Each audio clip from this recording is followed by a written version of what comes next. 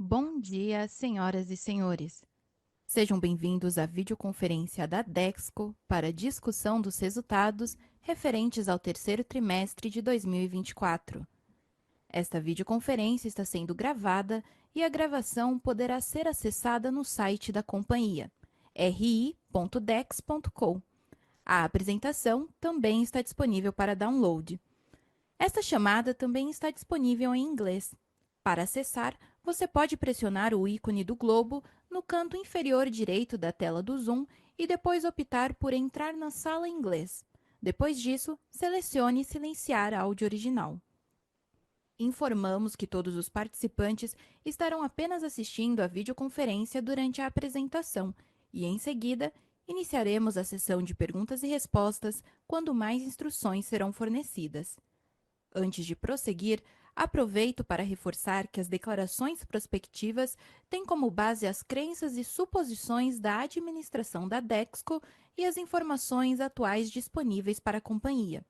Essas declarações podem envolver riscos e incertezas, tendo em vista que dizem respeito a eventos futuros e, portanto, dependem de circunstâncias que podem ou não ocorrer. Investidores, analistas e jornalistas devem levar em conta que eventos relacionados ao ambiente macroeconômico, aos setores de atuação e a outros fatores podem fazer com que os resultados sejam materialmente diferentes daqueles expressados nas respectivas declarações prospectivas. Estão presentes nesta videoconferência a diretoria executiva da Dexco e o time de relações com investidores. Gostaria agora de passar a palavra ao Francisco Semeraro, CFO da companhia, que dará início à apresentação. Por favor, Francisco, pode prosseguir. Olá a todos, bem-vindos e obrigado por acompanharem mais uma divulgação trimestral de resultados da Dexco. Iniciamos pelo slide 3. Confirmamos nesse trimestre a robustez da divisão madeira, que contou com o mercado de painéis de madeira que se manteve aquecido. Com altos níveis de demanda, foi possível capturar de forma eficiente os repasses de preço realizados no trimestre, o que contribuiu para os bons resultados do período. Nesse trimestre, os resultados da divisão se mantiveram em linha com os resultados do trimestre de 2024, que reforça a consolidação dos resultados da divisão de metais e louças. Adicionalmente, tivemos um anúncio importante nesse trimestre quanto à divisão de metais e louças, com o anúncio da saída da companhia da operação de chuveiros e torneiras elétricas. O setor de revestimentos começa a dar sinais de recuperação depois de um período de quedas consecutivas, porém uma velocidade mais lenta para o segmento de via úmida, que é onde a Dexco atua. Sendo assim, ainda temos resultados pressionados na divisão de revestimentos da Dexco. Diante de um resultado mais forte no período, impulsionado pela divisão madeira e pela estabilização dos resultados da divisão metais e louças, apresentamos uma evolução de 60% no EBITDA ajustado e recorrente na comparação com o terceiro trimestre de 2023. Nos últimos 9 meses, o EBITDA ajustado e recorrente da companhia foi de 1.278 bilhões, 29% acima de 2023. Na LD Celulose, tivemos um trimestre com resultados recordes, atrelados à combinação de altos níveis de produtividade e uma diligente gestão de custos, o que fez com que no trimestre a operação de celulose solúvel encerrasse um EBITDA total de 443 milhões, sendo 217 milhões atribuíveis à Dexco. Se considerados os resultados da LD, a Dexco apresentou um EBITDA de 677 milhões no trimestre e 1,8 bilhão no acumulado do ano. Passemos agora ao slide 4. Com os resultados operacionais mais fortes nesse trimestre, conseguimos entregar uma geração de caixa sustaining acumulada no ano de 146 milhões, quando comparados ao ano passado, com uma proporção de capital de giro e receita líquida em patamares similares ao do último trimestre, o que entendemos ser um nível adequado para a operação. Nesse trimestre, mantivemos níveis de CAPEX normalizados para a operação, porém, no acumulado do ano, como temos informado, aceleramos nossos investimentos em reflorestamento, encerrando os últimos 9 meses com um total de 601 milhões de reais de CAPEX sustaining. Seguimos na reta final do nosso ciclo de investimentos 21-25 e no ano de 2024 tivemos desembolsos na casa de 206 milhões de reais na nossa nova unidade de revestimentos em Botucatu, 68 milhões de reais em projetos direcionados à divisão de metais e louças e 30 milhões de reais na expansão florestal no Nordeste. Passemos agora ao slide número 5. Com a proximidade do fim do ciclo de investimentos 21-25, também planejamos menores desembolso de caixa nos próximos trimestres, considerando o foco da companhia em capturar os resultados dos investimentos já realizados e reduzir níveis de alavancagens. Movimento este que já vimos neste trimestre com a contribuição do melhor EBITDA ajustado e recorrente acumulado nos últimos meses. Além disso, a companhia segue focada em suas iniciativas de liability management e, nesse sentido, realizamos também nesse trimestre o anúncio da nova estrutura de financiamento da LD Celulose, o qual daremos um pouco mais de cor nos próximos slides, que traz perspectivas para o negócio e melhor visibilidade em pagamentos aos seus acionistas, no caso, Dexco e Lenzing. Passemos agora ao slide 7. A IBA Indústria Brasileira de Árvores divulgou mais uma vez um forte desempenho do setor de painéis de madeira, com crescimento de volumes tanto no mercado externo quanto no interno. Os altos níveis de demanda, tanto para os mercados de MDF quanto para os de MDP, contribuíram para que os níveis de ocupação fabril se mantivessem elevados, puxados principalmente pelas demandas da indústria moveleira. Agora, sobre a performance da Dexco, falemos no slide número 8. Alcançamos níveis de volume de venda de painéis de madeira vistos pela última vez em 2020, com altos níveis de demanda do setor. Essa demanda mais aquecida propiciou bem-sucedidos repasses de preço e um mix mais nobre de produtos vendidos, com altos níveis de ocupação fabril.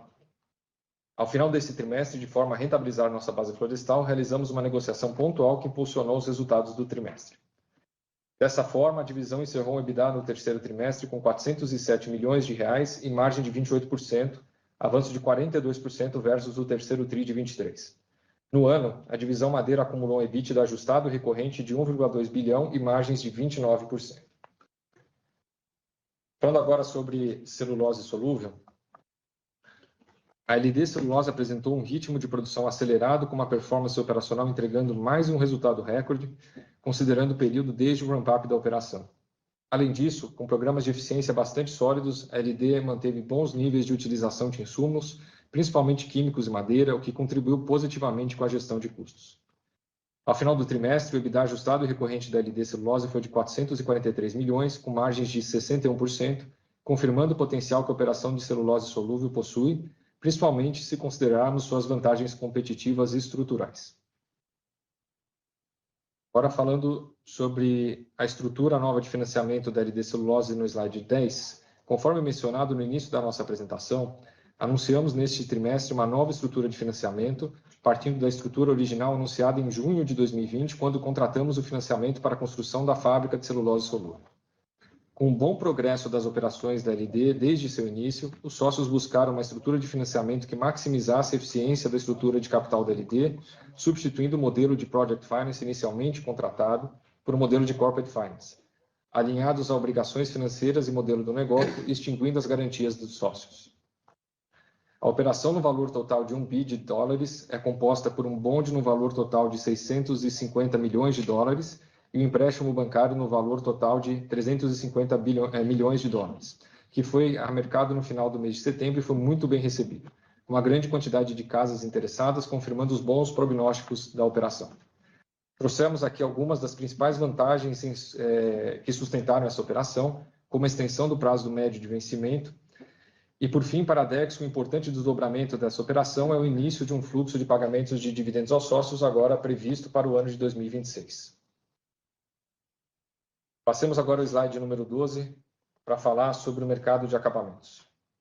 O mercado de acabamentos apresentou neste trimestre mais um sinal de melhoria, com avanço nos resultados tanto nos produtos básicos quanto nos acabados, tendo este último apresentado um crescimento médio de 8% em relação ao mesmo período do ano passado. Com resultados mais positivos, a associação confirmou sua perspectiva para o setor, projetando um aumento de 5% para o ano de 2024. Aqui cabe destacar que esses indicadores são bastante amplos, incluindo muitas outras categorias, além do que a Dexco comercializa, porém entendemos ser um termômetro eficaz para o setor em que atuamos. Agora sobre a performance da Dexco no slide 13. Neste trimestre, a divisão de metais e louças apresentou uma grande evolução quando comparado ao mesmo período do ano passado, mas também bons resultados referentes ao segundo TRI de 24, consolidando seus resultados. Esta evolução foi sustentada principalmente pelo segmento de metais, que teve nível de demanda e ocupação fabril mais forte e, consequentemente, um mix mais premium de produtos vendidos com boa eficiência operacional. Fechamos o trimestre com EBITDA ajustado e recorrente de R$ 52 milhões e de R$ 102 milhões no acumulado do ano. Um importante resultado para a divisão. Ainda, na divisão de metais e louças, é relevante que a gente lembre que a companhia fez também no trimestre um anúncio a respeito da saída do segmento de chuveiros e torneiras elétricas, e essa decisão faz parte das contínuas avaliações estratégicas que a Dexco faz de seu portfólio, priorizando segmentos de atuação que apresentem maiores sinergias em seus canais de venda e posicionamento de mercado.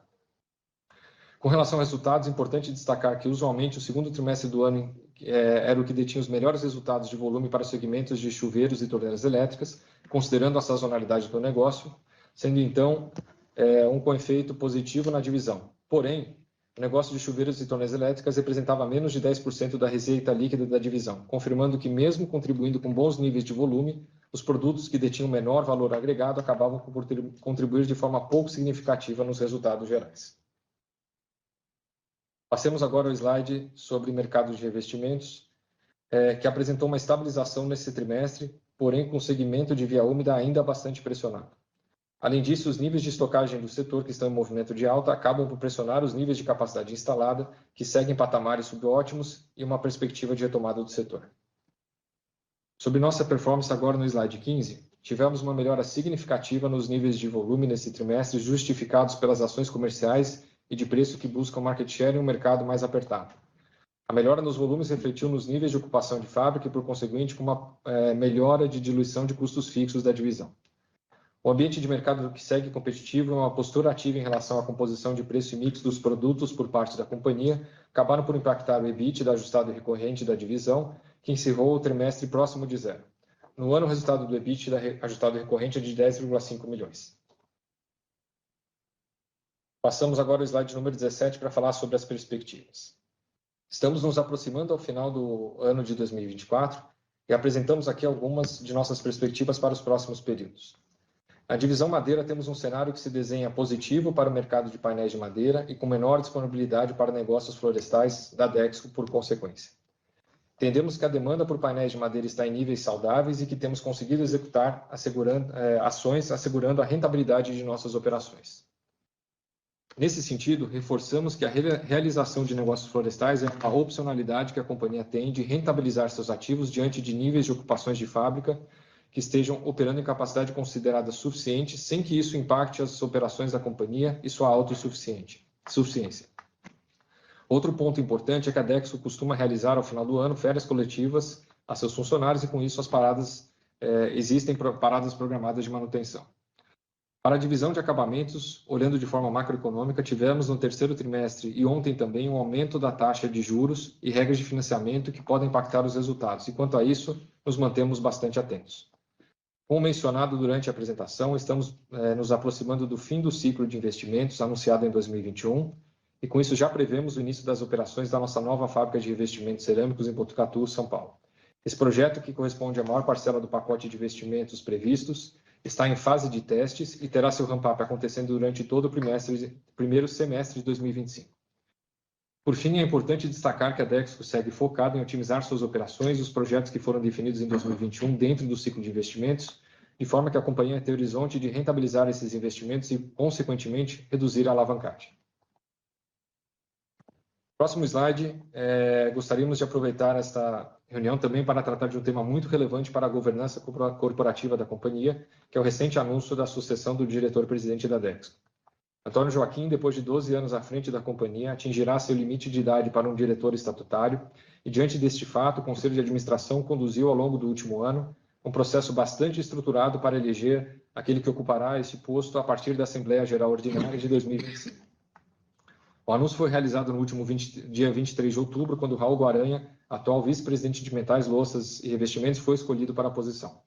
Raul está na companhia há 3 anos e teve a oportunidade de estar à frente dos 2 grandes negócios da companhia, detendo uma sólida experiência profissional alinhada aos desafios que a Dexco almeja.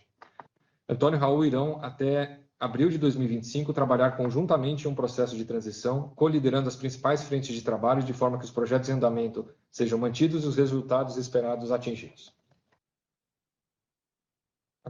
Aproveitamos também para convidar os investidores, analistas e o público em geral a participar do Dexco Day 2024, que acontecerá no dia 9 de dezembro. No evento deste ano, discutiremos o legado que Antônio deixa na companhia após 38 anos de casa e perspectivas e visão do Raul Guaranha para a Dexco. O evento acontecerá de forma híbrida e convidamos a todos para que acompanhem os nossos canais de comunicação para mais informações. Agradecemos novamente a participação de todos aqui e encerro a apresentação para abrirmos para perguntas. Iniciaremos agora a sessão de perguntas e respostas para investidores e analistas. Caso deseje fazer alguma pergunta, por favor, clique em levantar a mão. Se a sua pergunta for respondida, você pode sair da fila clicando sobre abaixar a mão. A nossa primeira pergunta vem do Sr. Márcio Farid, do Goldman Sachs. Por favor, pode prosseguir.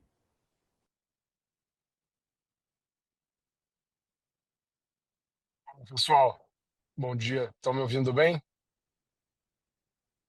Podemos ouvir. Ok, obrigado. Obrigado pela oportunidade. Bom, primeiramente eu gostaria de dar os parabéns aí pelo Antônio nesses quase 4 décadas de casa e desejar sucesso ao Raul aí e nessa próxima caminhada. Passando para as perguntas, obviamente madeira tem chamado a atenção, tem alguns bons trimestres já, né? Mas não deixa de nos surpreender para cima. Eu acho que vocês falaram que os níveis de demanda que a gente está vendo agora é parecido com o que a gente viu na pandemia lá em 2020, 2021, né? Mas naquela época, depois a gente aprendeu que parte tinha sido antecipada, né? Que foi um momento um pouco único, que parte da demanda tinha sido antecipada. Então, a minha dúvida aqui, num cenário de, obviamente a gente está vendo juros muito elevados, mas os lançamentos parecem estar chegando a níveis historicamente altos de novo, né? Então, eu queria entender de vocês assim, como a gente deve pensar sobre a sustentabilidade desse momento que a gente está vivendo agora, especificamente do lado de demanda, né? E aí, se puderem comentar um pouquinho também do supply, tivemos alguns ajustes aí. é, eu diria que talvez a Arauco, né, que mudou um pouquinho a composição de disponibilidade de matéria-prima deles, mas para tentar entender de vocês aí como que é, é a leitura dessa dinâmica de oferta e demanda, mas principalmente focando na demanda, para a gente tentar entender esses patamares que a gente está vendo agora e quão sustentável é. E aí em Deca, em cerâmica, um trimestre um pouco mais poluído, né, com a venda de chuveiros elétricos, mas claramente ainda aquém do esperado, mas com alguns sinais importantes, principalmente de volume melhorando, né? Agora tem alguns ajustes que vocês fizeram recentemente e projetos que devem entrar no final desse ano que eu imagino que deveriam ajudar para o ano que vem, né? Então, se puder dar um pouquinho de contexto aí de como está esse momento para louças e para deck e cerâmica também, seria ótimo, tá bom? Obrigado. Márcio, obrigado pelas perguntas. Vamos quebrar as respostas em dois pedaços aqui. Eu queria convidar o Henrique para comentar sobre madeira e perspectivas com relação aos nossos resultados, e na sequência a gente faz a passagem por DEC Investimentos, tá ok? Vamos lá. Bom dia a todos, tudo bom? Márcio, obrigado pelas perguntas. Falando primeiro sobre demanda, eu acho que tem uma diferença importante quando a gente compara esse momento com o pós-pandemia. Nós temos uma situação no Brasil de emprego muito positiva. Lembre de que a questão de construção é um ciclo longo, apesar de a gente ter definitivamente uma variação em alguns momentos de lançamentos, a gente tem hoje o segmento de Minha Casa Minha Vida muito forte. E a princípio, tudo que a gente vê e ouve do governo é que esse processo ele tende a ser mantido, né? Então, não tem nada estrutural que a gente vê como um fim de linha potencial para acontecer. Então, em termos de demanda, é natural, esse trimestre a gente teve também um pouco mais de volume por conta desses movimentos de aumento de preço, tem um pouco de ansiedade, mas quando a gente vê a indústria bem posicionada, a indústria de imóveis, isso nos dá um alento muito grande.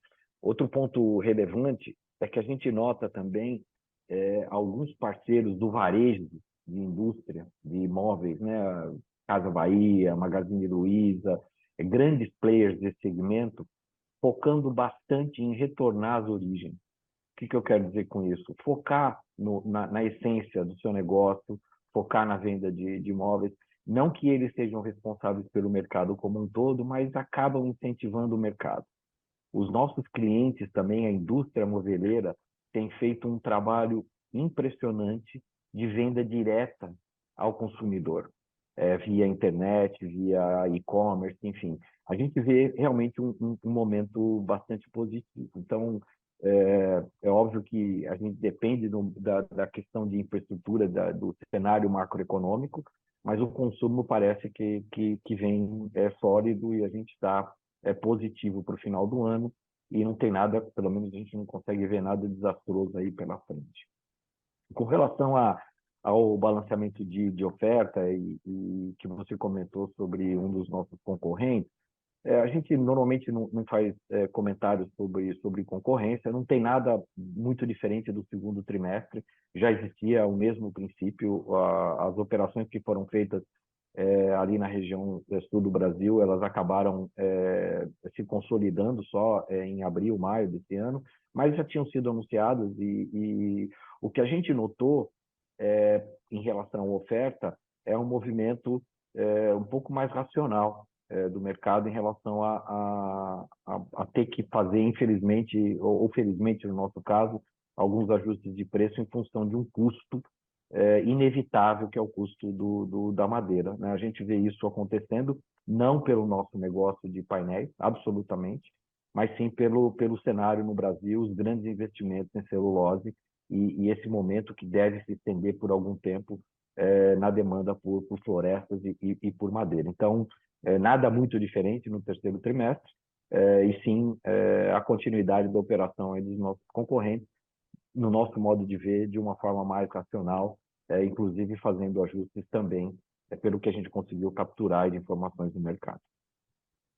Ótimo, hein? Haddad, obrigado. Se puder comentar sobre a cisão que foi anunciada também da unidade florestal e qual a intenção por trás, seria ótimo também. Francisco, você quer comentar? Márcio, a gente tem aquela nossa empresa que ela fica consolidada nós, é uma subsidiária, que é a Duratex Florestal. A vocação dela é produzir e fornecer madeira para a operação de painéis, e a gente viu uma oportunidade de fazer uma reestruturação, aproveitando uma madeira que a gente já tinha disponível, uma oportunidade que a gente tinha de fazer negócio, e para a gente conseguir executar, a gente está reorganizando um pedaço dessa operação, é bastante pequeno, tá?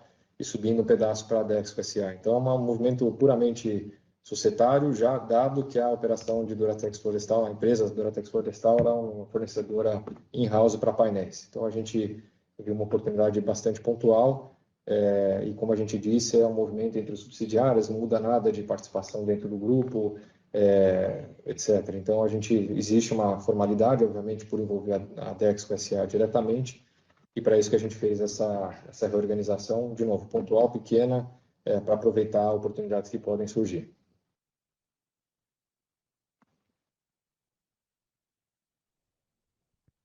Bom, obrigado, Farid, aí pela pergunta.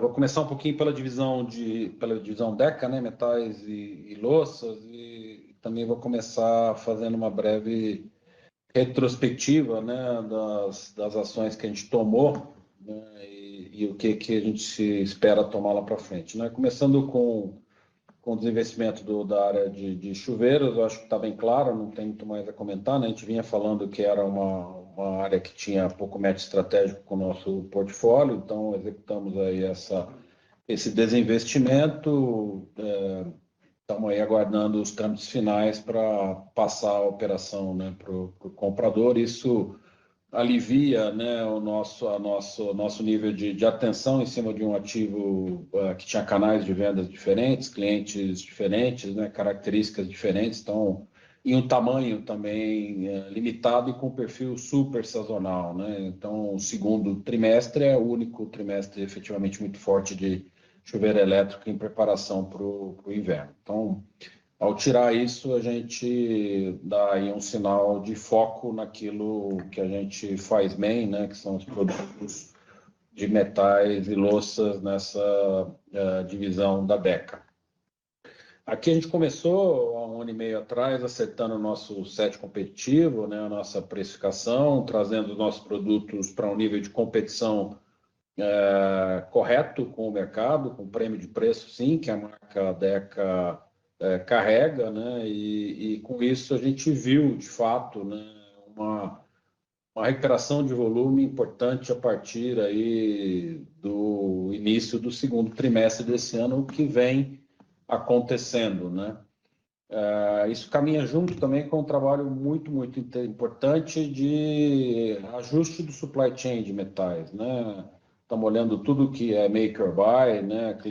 Fornecedores, satélites, investimentos internos, desengargalando a produção. Então, estamos em níveis de produção hoje superiores aos níveis de produção da pandemia, o que, ao final, ajuda bastante a melhorar o nível de serviço, e a venda de Deca anda muitíssimo junto com este elemento da nossa habilidade de entregar os nossos produtos com velocidade e com mix completo. O que nos permitiu também focar em melhora de mix agora nesse terceiro trimestre. Então, vocês viram que o volume cresceu, né, mas cresceu mais ainda, né, a melhora do mix foi melhor, né, e a gente tem essa vocação de atuar nos itens de luxo, nos itens que de fato a Deca tem uma preponderância de participação de mercado importante. Então, com o nível de serviço melhorando, com a entrega mais rápida, com ajuste correto de working capital, principalmente redução de WIP, um pouco mais de produto acabado, faz com que as nossas carteiras diminuam, o que é absolutamente salutar, né? A gente começa a ter também uma visão muito mais para e passo aqui do que está acontecendo com a venda no sellout, né? Então, passa a ter muito mais visibilidade do mercado em tempo real e tira um pouco dessa amortecimento, né, ou dessa dificuldade de enxergar o que acontece na ponta quando a gente só olha sell-in. Então, as carteiras estão menores, o nível de serviço está melhor e a venda começa a responder, né? Esse final de ano é um período sazonalmente um pouco mais fraco, né? Dezembro muita gente dá uma reduzida aí, mas tem aí uma construção, tem estoques bons, nível de serviço bom, produtos bons, então estamos seguindo melhorando aí em todas as linhas de produto de metais, tanto em volume quanto em mix, e vamos seguir com esse caminho, fazendo muito uso desse nosso grande investimento em acabamentos, né, do D-Coat, né, que é uma tendência de mercado, e a Deca tem aí o maior parque, né, de equipamentos de D-Coat aí, fora da China, vamos dizer assim.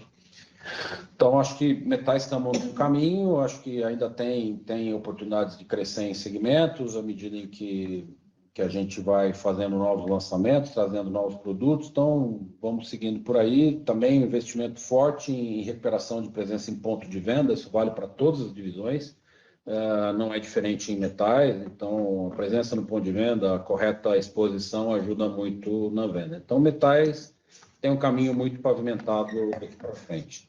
Louça, vocês se lembram bem, a gente passou por um processo de melhora interna das nossas fábricas, tinha também um pedaço do investimento relevante, né, que era não só automação em Jundiaí, como também restabelecimento da qualidade dos ativos, né, da segurança operacional dos ativos. Isso está, a segunda perna está completamente concluída e a gente já vê as nossas unidades num nível de qualidade, algumas delas sem precedentes, né? Então, dá para esperar efetivamente uma melhora importante, né, de margem quando você faz produto com mais qualidade, tem menos retrabalho, menos perda de produto. Então, a gente está vendo isso fortemente em louças, que vem com uma demanda forte aí no terceiro trimestre, está sendo bastante impulsionado pelos programas de construtora, né?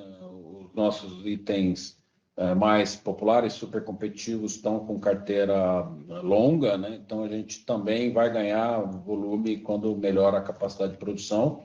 a automação em Jundiaí mostrando resultados absolutamente alinhados com o nosso plano, mas muitíssimo promissores, né? A gente está a meio caminho desse processo de automação, mas o que a gente já está vendo é que os produtos saindo da automação saem com um nível de qualidade muitíssimo alto, né? E à medida em que a gente for arrumando isso, também dá para ver esse processo.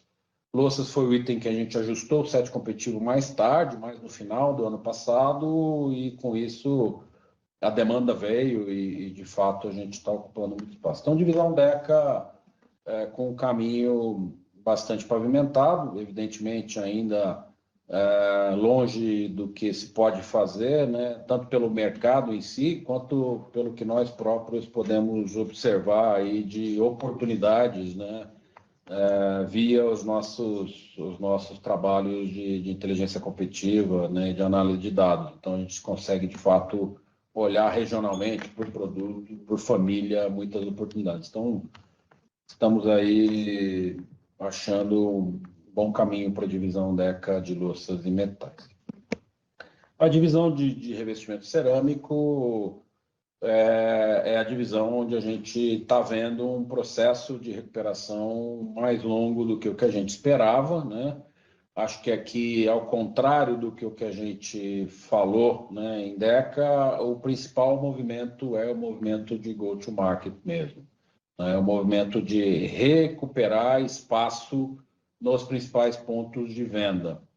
No terceiro e no quarto trimestre, dentro dos resultados, aliás, nesse ano todo, né, mas particularmente no terceiro trimestre, tem um grande investimento de trade marketing, né, em presença de ponto de vendas, algo que a gente vai continuar fazendo, né, correta exposição dos produtos é fundamental para que você ganhe espaço no ponto de venda ali. Algo que a gente está tendo que reconstruir e, como vocês sabem, esse é um mercado com muitos bons competidores e aí um mercado muito mais pulverizado também.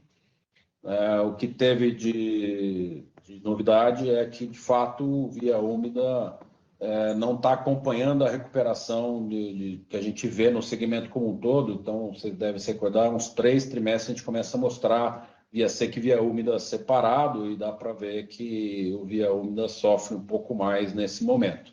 Então, aqui é fundamental continuar ganhando espaço, continuar tendo produtos, continuar desenvolvendo o diferencial competitivo que essa nossa fábrica de Botucatu vai nos dar, né? Então, isso, à medida em que você tem presença em ponto de venda, uma estratégia de go-to-market sólida, robusta, produtos que, ao mesmo tempo, jogam os dois segmentos, né? O segmento de valor, né? Que é aquele segmento onde a compra é assistida, o ticket médio é muito mais alto, a margem é muito melhor, né? São o segmento das lojas especializadas, dos produtos com design, dos produtos com acabamento diferenciado, algo que a gente tem com muita competência dentro das nossas unidades, mas também, como a gente está grande, a gente precisa ter uma ocupação adequada. Exemplo do que a gente fez de madeira, né? Esse tema da ocupação ótima, vale muito para revestimento também, né? E aqui a gente parece ter achado o que é o modelo de operação para cerâmica. Então, isso nos coloca numa posição muito positiva, no sentido de que a gente realmente ganhando relevância no mercado, a gente vendo vendas de sell-out mais fortes, crescendo presença regional, Centro-Oeste, Nordeste, que a gente tinha dificuldade de participar estando no Sul, e agora com o Botucatu tem uma vantagem de frete relevante. Toda a retaguarda, né, a parte de lançamentos, os padrões, o modelo de operação, o trade marketing está preparado para isso. A gente ainda está vendo sinais bastante confusos de demanda, né? Então, efetivamente, tem subidas e descidas, né, nos dados da Anfacer, então a gente ainda não viu a melhora que a gente espera que a gente veja, mas também isso é muito do efeito dos estoques dos nossos concorrentes, né?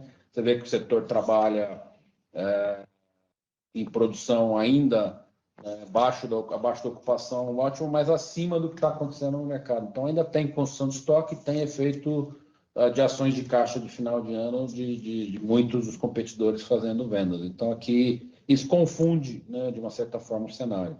Mas eu diria que a gente está bem preparado para entrar em 25 numa condição competitiva bastante boa em revestimentos cerâmicos.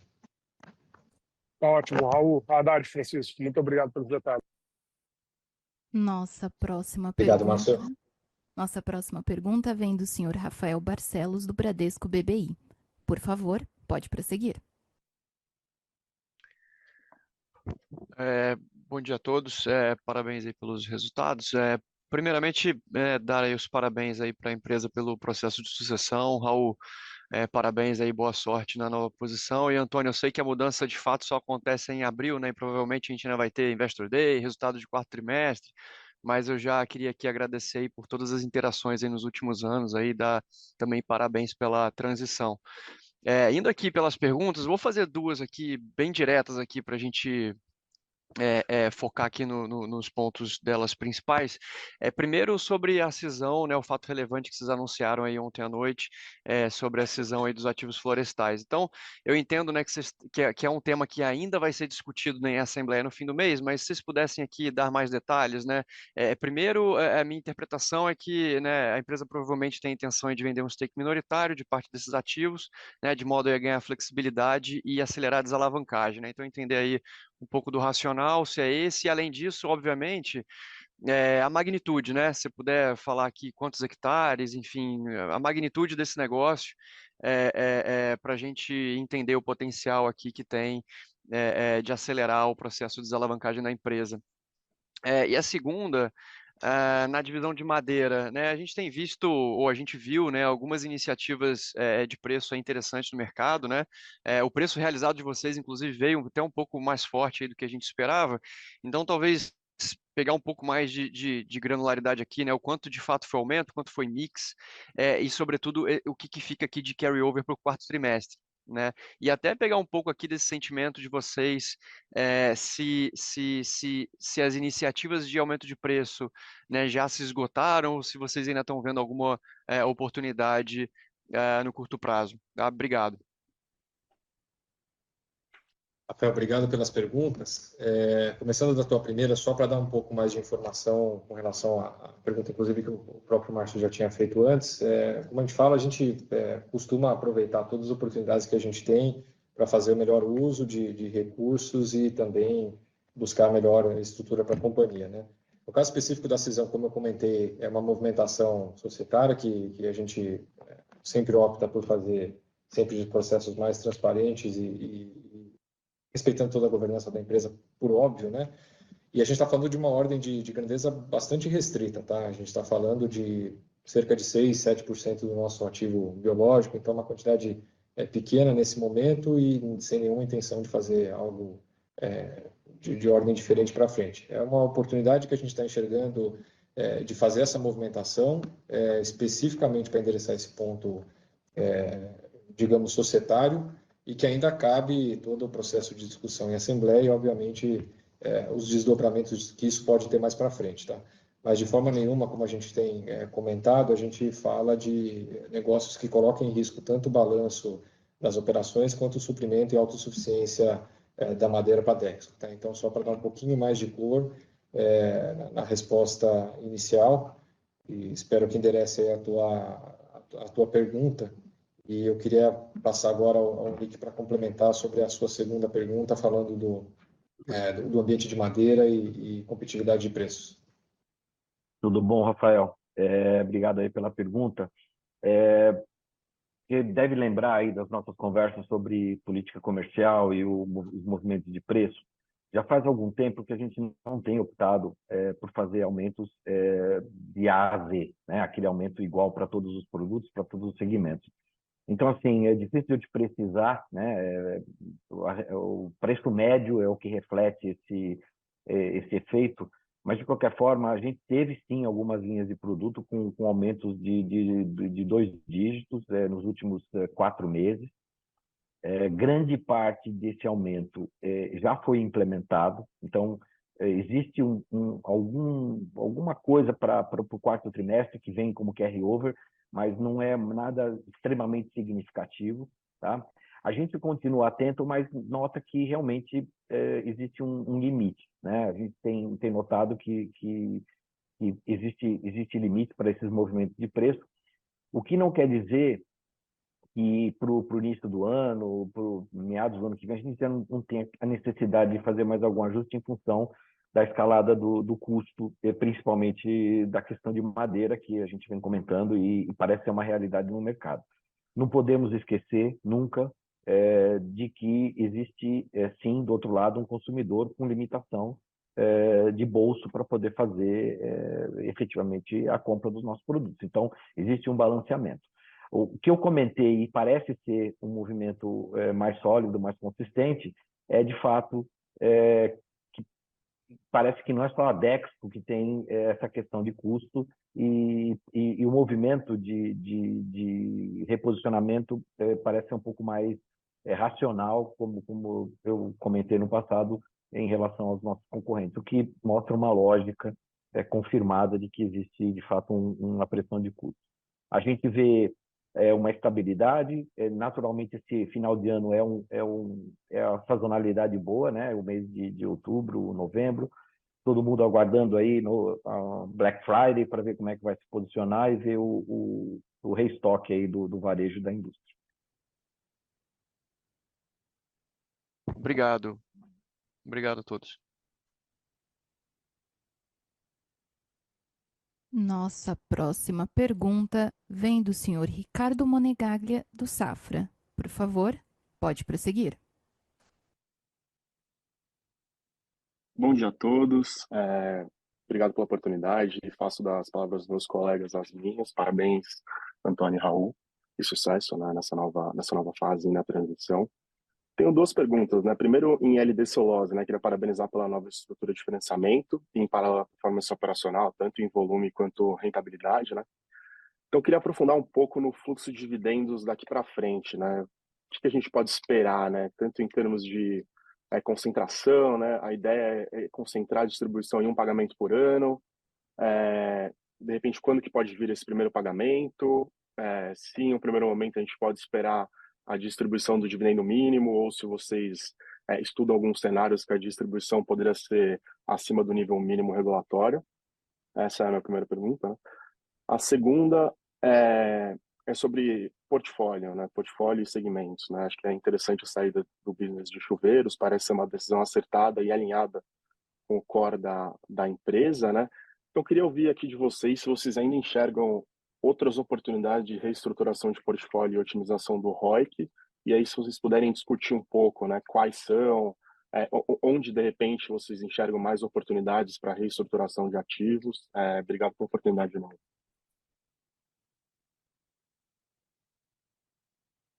Ricardo, obrigado pelas perguntas. Começando com a primeira, eu vou dividir a resposta em dois pontos, até para deixar bastante clara a trajetória e o que a gente está planejando aqui.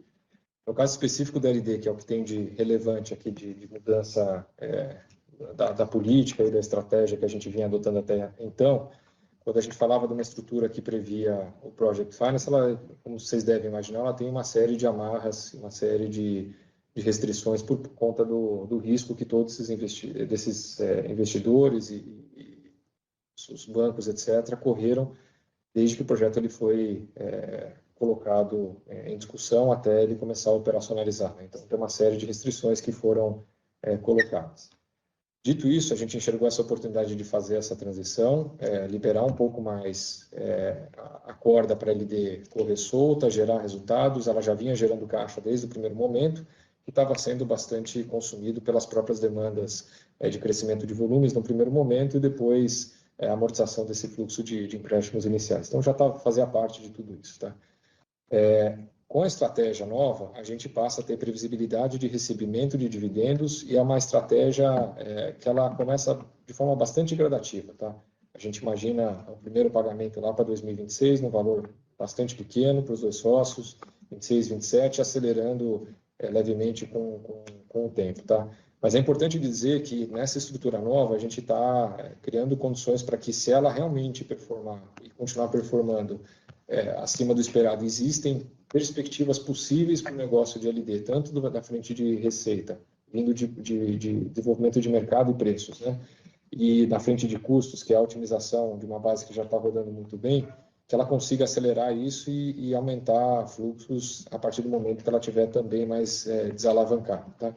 Então, acho que essa é a primeira parte da pergunta. Existe esse horizonte antecipado para 2026, numa magnitude pequena, e a gente desconectar uma série de amarras que tinham sido estabelecidas na época do Project Finance.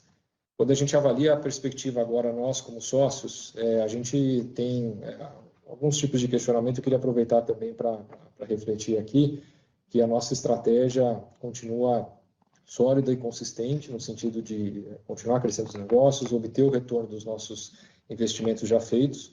A gente hoje trabalha com uma política de dividendos de uma vez por ano, com aquele mínimo que a gente distribui de acordo com o nosso estatuto, que é 30% do nosso lucro líquido, tá? Que é um pouco acima do mínimo legal.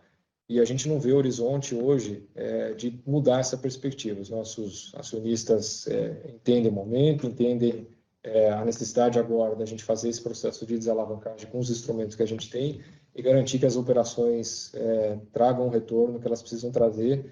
E aí, no futuro, quando a gente vai falando de outro cenário de alavancagem, pós a captura plena do retorno desses projetos, a gente, aí, de novo, não estamos vislumbrando nos próximos 3, 4 anos alguma mudança significativa que justificasse alguma mudança de política. Até vai acabar coincidindo com a resposta também da LD, que nesse período também não tem nada muito relevante para acontecer nesse horizonte previsível aqui, tá bom? Queria passar então, a palavra para responder a segunda pergunta sobre portfólio, reestruturações aqui para o Ricardo e para o Raul.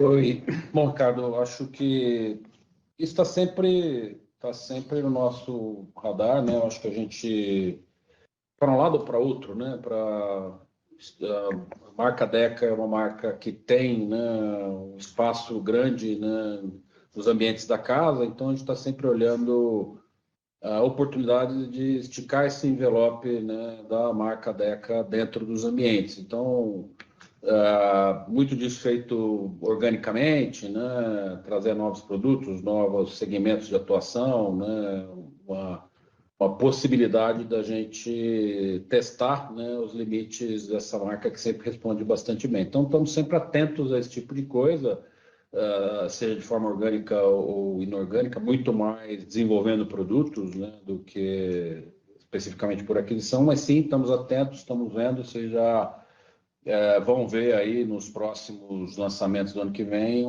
coisas novas, produtos diferentes, né, dentro do nosso portfólio, que são complementares. Isso olhando de uma forma mais simples aí dentro do seu ponto, né? Algo que está sempre presente. Olhando algo mais estrutural, né?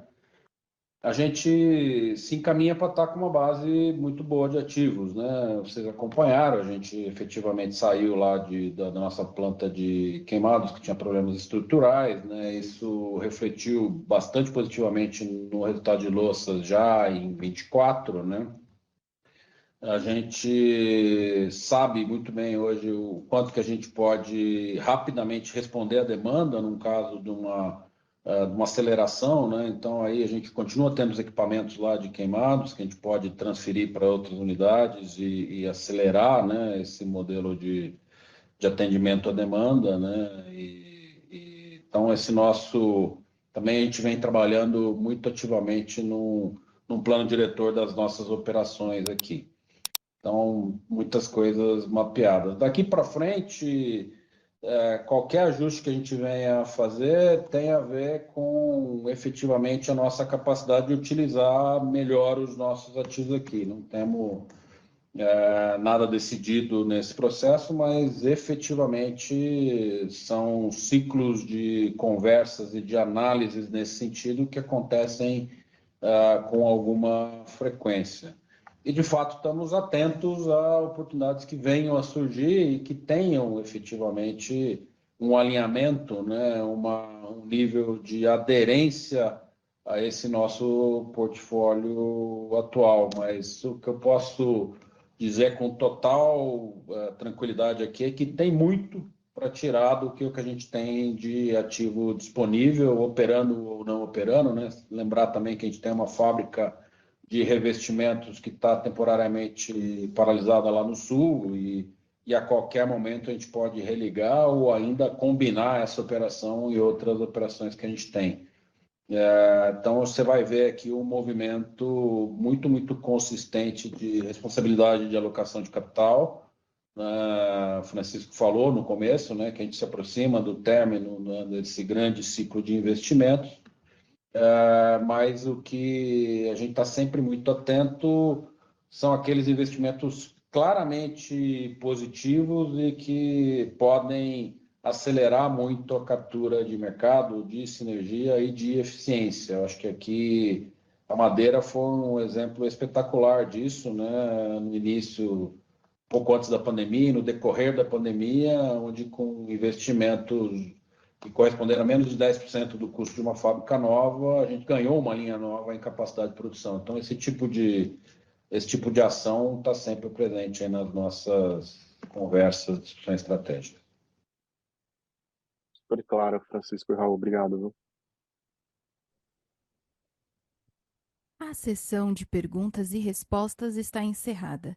Gostaríamos de passar a palavra ao senhor Antônio Joaquim, CEO da Dexco, para que faça as considerações finais da companhia.